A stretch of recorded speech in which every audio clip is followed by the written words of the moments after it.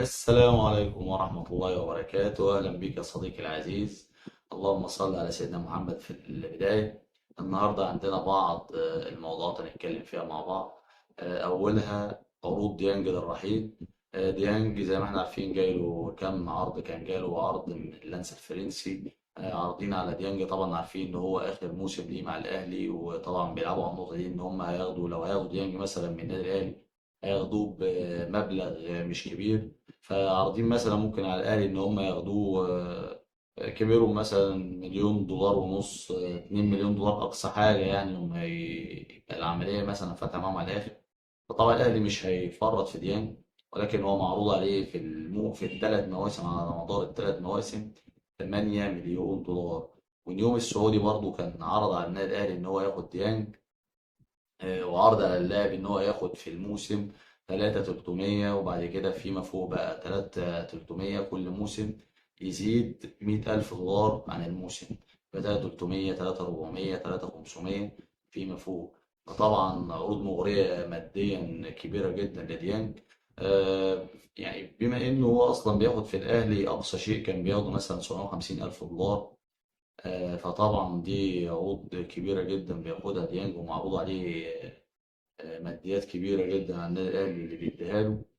فطبعا هو ديانج كانت مشكلته الأولى مع الأهلي إن هو طبعا ما كانش واخد فرص زي ما اتكلمنا قبل كده، فهو كل مشكلته طبعا لازم هو في بص برضه للناحية المادية، لأن هو يعني قعد كتير مع الأهلي، والأهلي هو أي نعم هو اللي عمله، وهو اللي عمل سبوت على ديانج.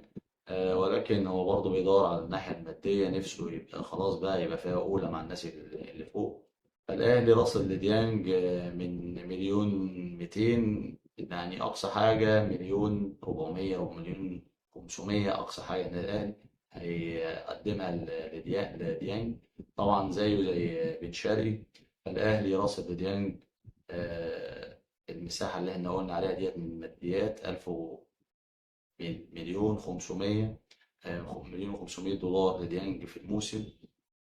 والاهلي طبعا يعني استحاله يفرط في ديانج، والاهلي عايز ديانج باي طريقه ومش هيسيب ديانج. فهو طبعا الاهلي هيقدم له ده علشان ده راجل بسم الله ما شاء الله معروف عنه ان هو راجل دبابه قاطره بشريه في وسط الملعب. آه، لا طير كل اللعيبه وما تشغلش دماغك بنص الملعب، بسم الله ما شاء الله عليه. هو بس ينقصه التمريره الاولى، اللمسه الاولى، وهو ظهره للملعب، خاصه هو ظهره للملعب. المفروض هو يعني كجهاز فني المفروض تشتغل الحته الناقص بتاعت اللعيبه. شايف ان اللعيبه عندي كبير بسم الله ما شاء الله عليه في كل الالتحامات البدنيه، في كل الاستباقات، كل السرعات، في كل الالتحامات، كل في الالتحامات كلها على الارض وما بينه وبين اللعيبه، في الكره التانيه، في السرعه بالدريبلينج بالكوره خطوتين اتنين تلاقيه قدام ال 18 عند الفرقه التانيه. القصة كلها في إن بعض الباصات كده لما يكون ظهره للمرمى دي بتعمل لنا بعض الإزعاج.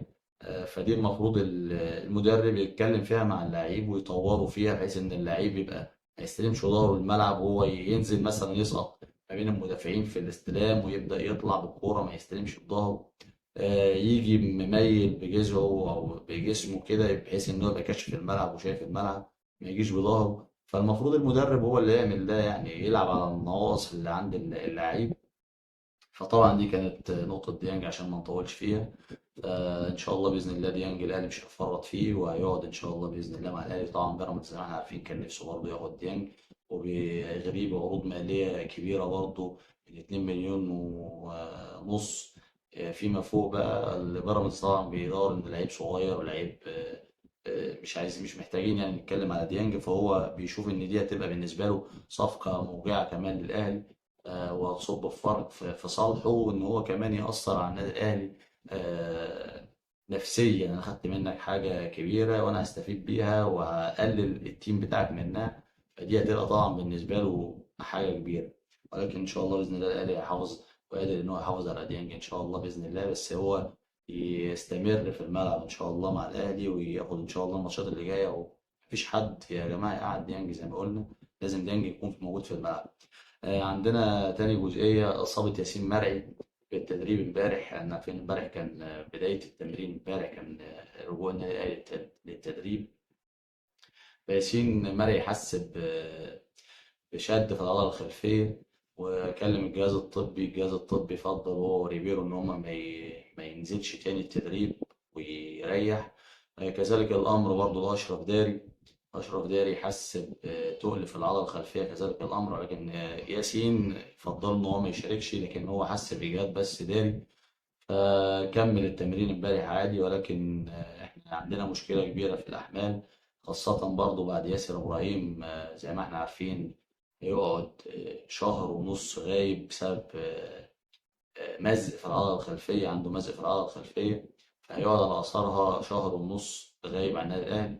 فالمفروض الأهلي يحط موضع للقصة بتاعت الإصابات دي، الأهلي بيعاني منها كل سنة. في الأحمال بالذات لازم يكون الحمل تدريجي، احنا لسه في بداية موسم. فالنادي الأهلي المفروض يعني يبدأ تدريجي، اللعيبة كلها تبدأ تدريجيا في الحمل البدني عشان ما يحصلش إصابات. فنتمنى إن شاء الله بإذن الله إن القصة دي يوضع لها حل في قصة الأحمال البدنية. عندنا برضو نقطة تانية، عندنا مهاجم مرعب وشرس في الأهلي في يناير إن شاء الله بإذن الله.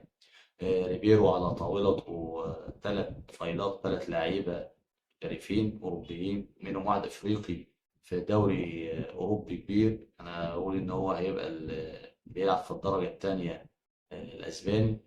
لعيب أفريقي شرس، لعيب مرعب سريع قناص، هداف، هيدر، دريبلينج، شوتينج. بسم الله ما شاء الله عليه، يعني بيقولوا إن هو هيبقى لعيب دبابة وهيفيد الفرقة جامد في يناير. فده لعيب هيبقى موجود إن شاء الله بإذن الله في يناير. وفي 2 كمان فايلات لعيبة تانية، عشان لو مفروض إن السكاوتنج محضر مش بيلعب بس على حد معين، ممكن تحصل تعثرات في الصفقة، يبقى أنت عندك كام بديل ليه. فهو بيرشحوا له ال3 أسماء، وهو من خلالهم بيختار منهم الأول فالتاني فالتالت. هو اللي بيفضل فيهم عشان خاطر لو حصل أي تعثر مع أي صفقة يبقى البديل موجود. وده الصح اللي المفروض يشتغل عليه الجهاز الفني. قدام ريبيرو ان شاء الله باذن الله يختار منهم بعض المهاجم الافضل ان شاء الله باذن الله، والاهلي يقدر يخلصه سريعا ان شاء الله عشان يبقى متواجد معانا في النهائي ان شاء الله. دي برضو كانت جزئيه. في عندنا جزئيه غلق استاد القاهره 6 اسابيع. مده 6 اسابيع من الدوري مش هيبقى واقف الاستاد مغلق للصيانه وللراحه. مش فاهم، احنا اتكلمنا امبارح في القصه دي. فدي مشكلة كبيرة جدا. الأهلي كده هيضطر إن هو يسيب استاد القاهرة في ماتش بيراميدز، وهيبقى الماتش بتاع بيراميدز الأهلي هيلعبه في السلام. ماتش الأهلي وبيراميدز هيتلعب في استاد السلام. كذلك الأمر برضه الزمالك هيلعب في استاد هيئة قناة السويس. استاد هيئة قناة السويس ده الاستاد التاني اللي حطه كل نادي يبقى له الأولوية في استاد معين، هو الأول بيبقى بالنسبة له. ده مرشح أول إن هو يلعب عليه الاستاد بتاعه الأول. لو حصل مشكلة في الاستاد الأول بيبقى له بديل، ده الاستاد البديل. فالأهلي كان حاطط استاد بديل لاستاد السلام، الزمالك حاطط استاد بديل هيئة قناة السويس. وبشوف إن هيئة قناة السويس استاد بصراحة من أفضل الاستادات، حاجة فعلا تبهرك، حاجة تشوفها ممتعة للعين. كجمال استاد وشكل المدرج الأرضية بتاعته، وتشوفه بسم الله ما شاء الله تحس إن أنت في يعني قطعة من القطع بتاع ملاعب أوروبا. مش عايزين نبالغ، ولكن هو تحس إن هو فيه يعني شبه الاستادات بتاعت أوروبا، يعني مقارب ليهم في النجيلة وفي في الأجواء. إحنا بعيد بعيد طبعا عن أوروبا، ولكن إحنا بنتكلم إن ده أقرب ما يكون. خاصة برضه استاد القاهرة، ولكن استاد القاهرة طبعا زي ما إحنا قلنا أهلك كتير في المؤتمرات والحفلات وكذلك الأمر. فطبعا دي مشكلة كبيرة ولازم يتحاسب عليها القائمين على استاد القاهرة.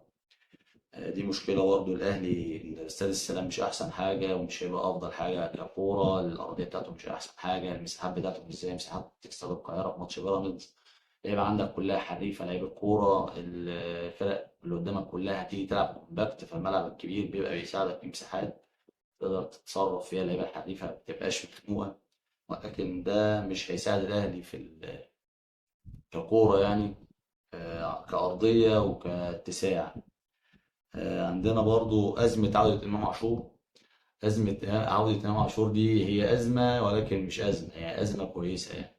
إن إمام عاشور لما هيرجع هيبقى في عندك أزمة في الفرقة، مين اللي هيقعد، مين اللي هيريح، لازم هياخد مكان حد. فدي هتبقى مشكلة كبيرة للمدير الفني في إن هو مين يقعد ومين يبقى موجود. إمام عاشور طبعا لعيب كبير زي ما إحنا عارفين، لعيب بسم الله ما شاء الله عليه، ما حدش يعوضه في الفرقة بصراحة. إحنا حسينا بغيابه. أي نعم أنت عندك كواليتي عالي في كل الأماكن، ولكن إمام بالجرينتا بتاعته والعزيمة والإصرار والقوة البدنية والشوتينج لعيب متكامل إمام عاشور بصراحة. فطبعا يبقى عندك مشكلة كبيرة، تقعد تريزيجيه ولا تقعد بن شرقي ولا تقعد محمد علي بن رمضان ولا زيزو. خلاص الحتة اليمين دي بتاعته خلاص، ما فيش حد هينافسه فيها يعني. شوف كده يعني. ولكن كل الحتت دي كلها بقى يعني مين بقى هيريح؟ فهتبقى دي أزمة بالنسبة للمدير الفني. فأنا أشوف إن هي أزمة بلا لازمة يعني. أنا أشوف إن أنا لو مدير فني أنا كأحمد، لا أنا هستغل كل العناصر دي وألعب بتشكيل مكون من، يعني ألعب بثلاثة كمدافعين. ألعب على الشمال مرعي، في القلب بيكهام يلعب في النص ما بين المدافعين، أو على شماله مرعي، على يمينه داري، وفي القلب بيكهام. وزقي زيزو على اليمين في نص الملعب، على اليمين زيزو، على الشمال تريزيجيه، وفي النص الملعب بقى الدبابة أليو ديانج. وطير بقى قدام مني بن شرقي على اليمين، جنب منه امام عاشور على بن شرقي على الشمال، امام عاشور على اليمين، في القلب محمد علي بن رمضان، وقدام شريف. يبقى انا كده يعني اي فرقه قدامي ده كواليتي مرعب بقى. دي فرقه كده يعني، ده فريق الرعب. ده تشكيل الرعب. اي فرقه هتيجي قدامك هتتفرم. حتى انا كدفاعيا وهجوميا. دفاعيا نص الملعب عندي ديانج، عندي بيكهام مأمن ورا هو وياسين مرعي وداري، ثلاثة تقال وكورتهم حلوة من ورا. إن كان أحمد رمضان بيكهام بيعرف يطلع بالكرة من تحت ويبني اللعب وسريع في الاستباقات، وكذلك الأمر داري. وياسين مرعي دفاعيا مأمن نفسي كويس جدا. عندي زيزو بيرتد كويس جدا. عندي تريزيجيه الناحية التانية بيرتد كويس جدا. عندي في نص الملعب دبابة اسمها اليو ديانج، ده قاطرة بشرية في كل حتة في الملعب. احنا اتكلمنا عن ديانج كتير. تيجي قدام بقى مشكلة كبيرة تانية خالص بقى. تروح لمين بقى؟ بن شرقي على الشمال، مين هيقف معاه؟ وتريزيجيه ورا مين؟ بن شرقي، والاتنين يتناوبوا مع بعض، واحد يخش والتاني طبعا يخش بن شرقي كمهاجم مع شريف، ويفضي المساحة لتريزيجيه يخش فيها، وكذلك الأمر بالرمضان يكسر الخطوط ويخش. من الناحية التانية زيزو هو وإمام عاشور الاتنين يفضوا يخش، واحد يخش يبقى مهاجم تاني والتاني على الجناح. هيبقى عندك تشكيلة مرعبة مذهلة. أي حد يعني مفيش فرقة تقدر تقاومك أو تقدر تقف قدامك في أفريقيا كلها. التشكيل ده تشكيل مرعب مرعب مرعب مرعب. المهم إنك تقدر تستغل الكلام ده، وده يخش وده، يعني يبقى في ديناميكية حركية ما بين اللعيبة دي كلها في الهجوم.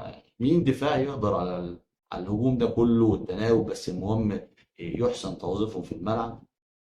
بشوف إن دي هتبقى أزمة مرعبة. أزمة مرعبة لكل الفرق. لو لعبت بالتشكيل ده أنا مأمن نفسي دفاعيا هجوميا كاسح. مفيش حد هيقدر يلعبني أصلا كورة يعني. أنا كأهلي أنا بقول التشكيل ده من وجهة نظري آه، في حتة تانية خالص.